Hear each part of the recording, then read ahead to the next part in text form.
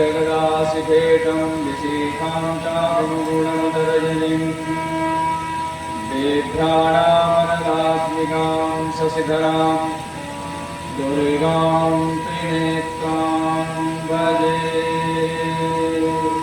बोले भगवती दुर्गा महारानी की। शतचंडी महायज्ञ की। यज्ञ पुरुष भगवान की।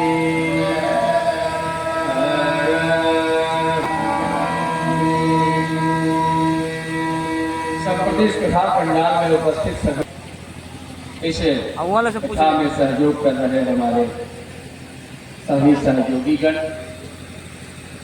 कमेटी के अध्यक्ष जी, सचिव जी, कोषाध्यक्ष इत्यादि सज्जनों, आइए हम हमारे नहीं है। जीवन का उद्देश्य दूसरा है और ये है सज्जनों, शास्त्र बताते हैं कि तस्मात् केन पाएगा मनः कृष्ण चरणे निवेशये। जिस तरह से हो सके, उसका कोई किसी सीमा में नहीं बांधा गया कि कोई एक रास्ते नहीं बताए गए। जैसे अनंत जुगाड़ जो है सब यह सृष्टि आती है जाती है, वैसे ही अनंत रास्ते भी इसके हो सकते हैं। लेकिन मुख्य ध्यान हमें क्या रखना है कि गोविंद के चरणों में अपने मन को लगाइए। अगर कदाचित हमारा मन गोविंद के चरणों में लग गया तब तो जीवन सार्थक है, अन्यथा जीवन बहुत बेकार है सज्जनों। कई लोग अपने आप को बहुत भाग्यवान समझते हैं। किसी को बेटा बेटी हो जाए तो लोग समझते हैं कि बस अब हमारे जैसा कोई भाग्यवान इस संसार में नहीं है। हमें पुत्र है, पुत्रियां है, नाती है, पोते हैं, मकान है, दुकान है, ये सारी चीजें बताते हैं। अच्छा ये बताइए, अगर बच्चा होना ही अगर बहुत भाग्यवान आदमी माना जाता है, तब तो इस संसार के सबसे भाग्यवान तो सुकरी हो जाएगी। सुकरी समझते हैं आप लोग? सुअर, क्योंकि एक बार में अनंत बच्चे देती है, तो वही भाग्यवान मानी जाएगी। इसलिए कभी ऐसा न समझें कि मुझे बेटा है तो बेटी है तो मैं बहुत भाग्यवान हूँ, और जिसको नहीं है वह बड़ा अभागा है। ऐसा कभी मत सोचिए। अरे सुकरी कुकरी को भी बच्चे होते हैं, तो क्या वह बहुत भाग्यवान मानी जाएगी? नहीं मानी जाएगी। भाग्यवान वो है इस संसार में जो गोविंद के चरणों का आश्रय लेता है। कदाचित इस संसार में कोई अपना नहीं है और कुछ भी अपना नहीं है। ऐसे इस संसार में आप यदि अगर भगवान से अपने आप को जोड़ रहे हैं, कृष्ण के चरणों का आश्रय ले रहे हैं, अपने हृदय में गोविंद के चरणों को बिठा रहे हैं, आप अपने हृदय में राम की छवि को नित्य निरंतर बिठाने का काम कर रहे हैं, प्रयास कर रहे हैं, तो वह आदमी भाग्यवान है, वह भाग्यवान।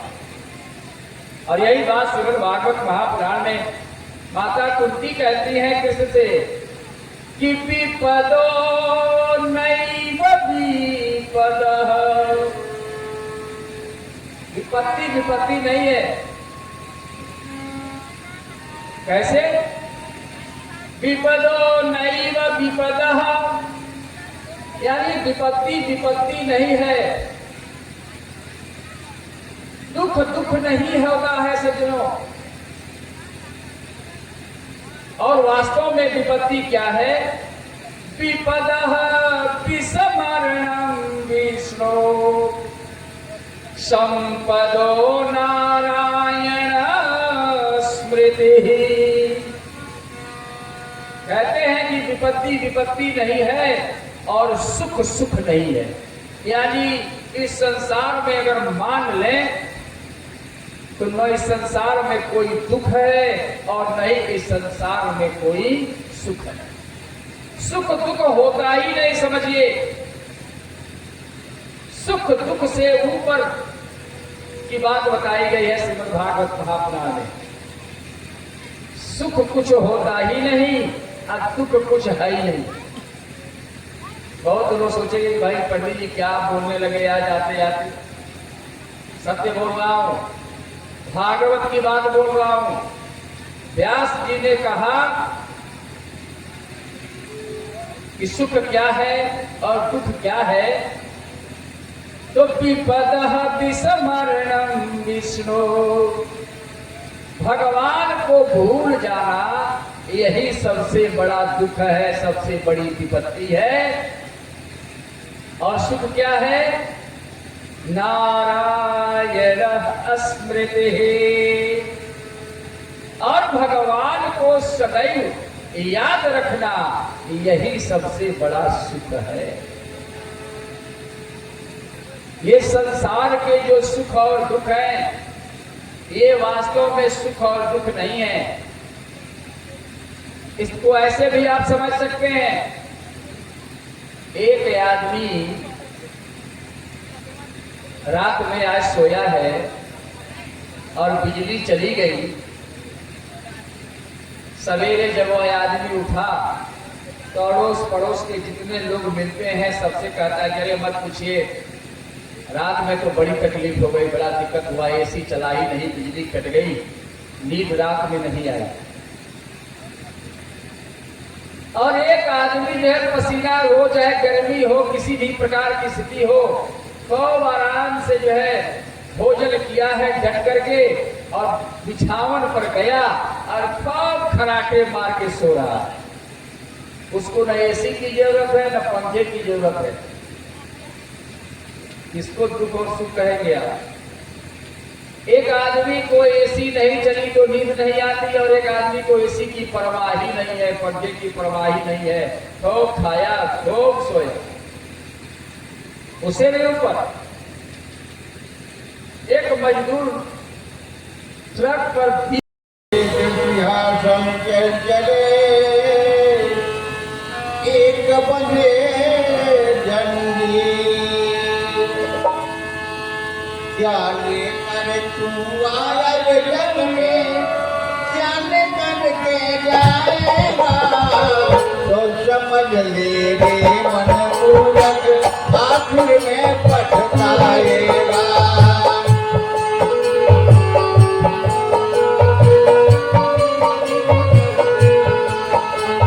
क्या लेकर के आया जग में, क्या लेकर के जाएगा, समझ ले मन मूरख, आखिर में पछताएगा।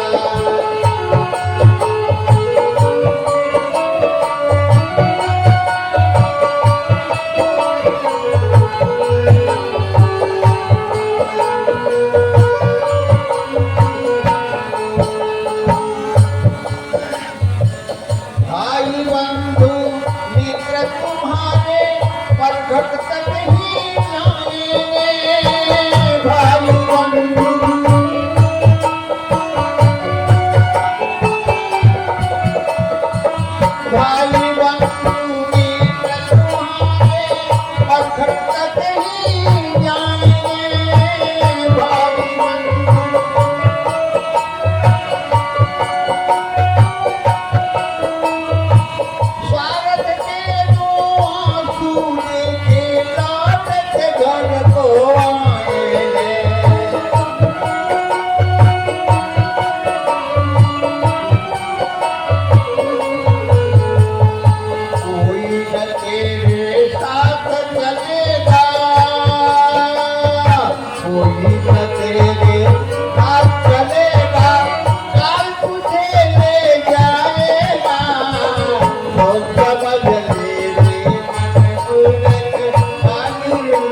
बढ़ पाएगा।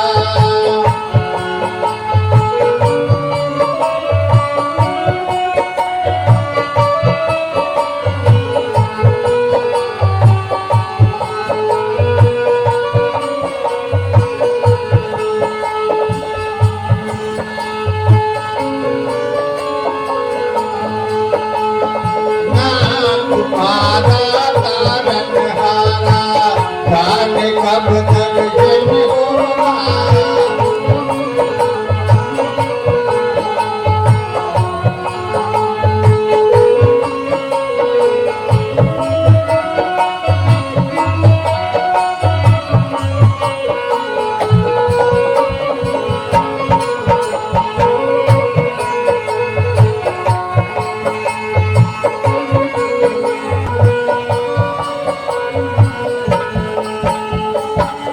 कंचन जैसी कोमल काया तुरंत जलाई जाएगी।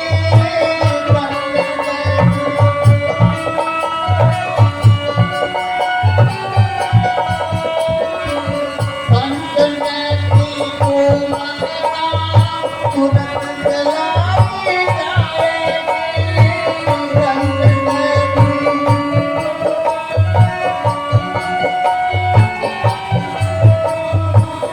इस नारी ने प्यार किया, इस नारी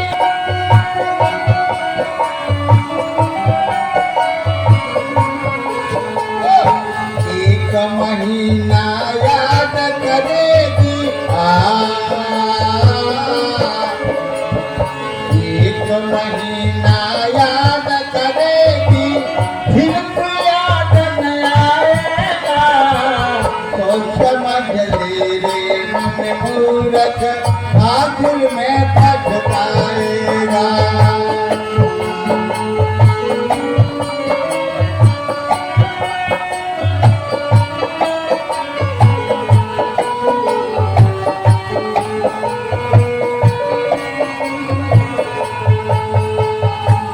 राजा रंग का फकीर पंडित सबको एक दिन जाना है। राजा रंग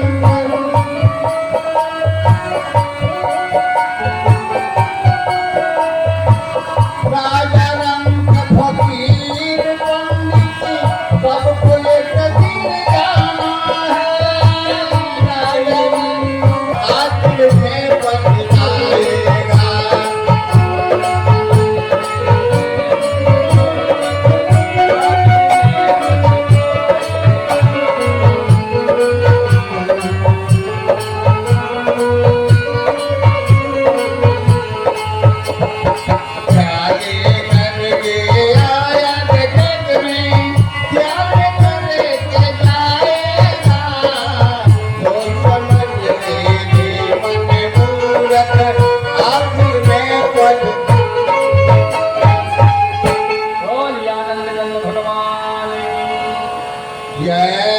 सतचंडी महायज्ञ की सज्जनों, हम कुछ लेकर के आते हैं और कुछ लेकर के जाते भी हैं। सीधे सीधे या नहीं समझिए कि आदमी न कुछ लेकर आता है और न कुछ लेकर जाता है, ऐसा नहीं है। आदमी लेकर आता भी है और आदमी लेकर जाता भी है, लेकिन क्या लेकर आता है? अपने पूर्व जन्म के किए हुए पुण्यों को लेकर आता है और फिर यहां से जब लौटता है तो वही पुण्य या पाप जो किए रहता है वही लेकर के फिर वापस जाता है। लेकिन बैठाने का प्रयत्न करिए, ये पुण्य और पाप है क्या? अगर पुण्य और पाप नहीं होते तो आप विचार करिए, बड़े से बड़े लोगों के यहाँ किसी बेटे का, लड़के का या लड़की का जन्म हुआ है और हमारा बहुत साधारण घर में हुआ है। क्यों? आखिर कोई न कोई तो पैमाना होगा जिससे आदमी जो है जाता है यहां से मर करके और पुनः जहां जिस घर में लौट कर आता है, जहां जन्म लेता है, उसका एक विधान है। और वह विधान क्या है कि जो जितना पुण्य किया रहता है पूर्व जन्म में, उसके अनुसार वह उस वर्ण व्यवस्था में जन्म लेता है और साथ ही साथ वैसे ही कमजोर, उससे मजबूत या बहुत बड़े बड़े लोगों के यहां जन्म लेता है। एकदम यह सिद्ध है। अन्यथा कोई भी कुछ करके और कैसे भी जो है आदमी जो है अच्छे से अच्छे लोगों के यहां जन्म ले लेता सज्जनों, लेकिन ऐसा होता नहीं है। और उससे भी बड़ी बात,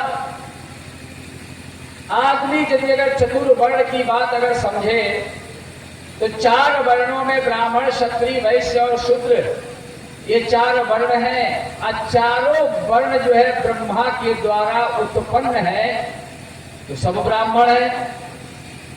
यह बात अलग से हम समझ लेते हैं कि हम शूद्र हैं, हम ब्राह्मण हैं, हम क्षत्रिय हैं, हम वैश्य हैं। वास्तव में हम सब ब्राह्मण ही हैं। और ब्राह्मण इसलिए है कि हम सब ब्रह्मा की संतान हैं, ब्रह्मा से उत्पन्न हुए हैं। तो पिता ब्रह्मा है तो पुत्र तो ब्राह्मण होगा ही। सब ब्राह्मण हैं, लेकिन हमने अपना काम, अपना नियम, अपना आचरण सब छोड़ दिया है। सज्जनों, नियम है, 2 प्रकार की मुक्ति बताई गई है, एक सत्य मुक्ति और एक क्रम मुक्ति। क्रम मुक्ति का मतलब होता है 84 लाख जोनियां हैं, एक एक जोनी पार करते करते करते करते तब ऊपर की तरफ उठते उठते आदमी मनुष्य तक पहुंचता है। ये क्रम मुक्ति है। और सत्य मुक्ति है कि इतना वह आदमी पुण्यात्मा है, इतना पुण्यात्मा है कि वह आदमी जो है जन्म से 1 बार भी सीधे पशु था और इतना पुण्यात्मा था कि वह आदमी सीधे मनुष्य में चला गया।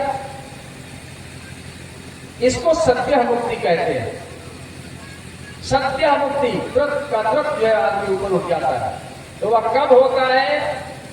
कई जन्मों के पुण्य जब उत्पन्न होते हैं सज्जनों, तब ऐसा होता है। एक ऐसी ही कथा है आपके श्रीमद् भागवत महापुराण में। 3 कन्याओं की कथा मैं आपको बताया था। 2 उनके पुत्र भी हैं, मनु और शत्रुपा के, उतानपाद और प्रियव्रत। उतानपाद जो आदमी ऊंची प्रतिष्ठा प्राप्त करके रखा हो उसको उतानपाद कहते हैं।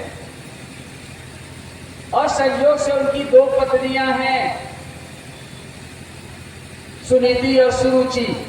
सुनीति सुष्टुर मित्र जस्या सह सुनीति, जिसकी नीति अच्छी है वह सुनीति है, और जिसका स्वरूप बढ़िया है वह सुरुचि है। और ये सबके पास है। ये उतानपाद की कथा कह करके व्यास जी हमको समझाने का प्रयत्न करते हैं। एक बार कमलेश जी हम अपने विद्यालय में पढ़ा रहे थे, तो 8वीं की कक्षा में ऐसे ही पढ़ाते पढ़ाते मेरे मन में आया, तो मैं बच्चों से पूछा, अच्छा बच्चे ये बताओ इसमें सिनेमा कितने लोग देखते हो? कुछ लड़के संकोच करने लगे। भैया सिनेमा सर जी पूछ रहे हैं, तो लड़के संकोच कर रहे थे, कैसे कहा जाए कि हम देखते हैं? अरे नहीं, डरने की कोई बात नहीं, आप बताओ कौन लोग इसमें देखते हैं? कुछ लड़के लड़कियों ने हाथ उठाया। हमें कहा कि सिनेमा देखते हो उससे क्या तुम्हें शिक्षा मिलती है? लड़के जो जवाब नहीं दे पाए। मैंने उनसे एक प्रश्न किया कि जितनी खराबियां तुम देखते हो, उन खराबियों को जो है क्या उसे शिक्षा लेते हो कि हमको भी ऐसे ही खराब हो जाना चाहिए? बच्चों ने कहा कि नहीं। अभी तो क्या शिक्षा लेते हो? कहा कि जैसे मान लीजिए कि कोई ऐसी जो है सो आप पिक्चर देख रहे हैं जिसमें यह दिखाया जा रहा हो कि माता पिता का अनादर करता है बेटा, तो उस सिनेमा के माध्यम से आपको यह क्या बताया जा रहा है? कभी आपने विचार किया इस पर? क्या आपको यह बताया जा रहा है कि आप भी अपने माता पिता को लतियाइए? बच्चों ने कहा कि नहीं, हमें क्या शिक्षा मिलती है? बच्चों ने कहा कि हमको यह बताया जा रहा है कि हमें ऐसा नहीं करना चाहिए। हमने कहा कि तब अच्छी तरह से तुम सिनेमा देखा करो, कोई दिक्कत नहीं। तात्पर्य इसका है सज्जनों, कोई चीज आपको दिखाई जाती है, इसलिए नहीं दिखाई जाती, इसलिए नहीं पढ़ाई जाती, इसलिए नहीं सिखाई जाती कि आप भी वैसा करो। खराब को छाटो, अच्छाई के तरफ चलो। 2 पत्नियां सबके पास हैं, और सच मानिए व्यास जी ने तो कह दिया कि एक मनुष्य को 10 पत्नियां होती हैं, 10। हमें भी, आपको भी, सब संसार के सब लोगों को। या 10 पत्नियां कौन है?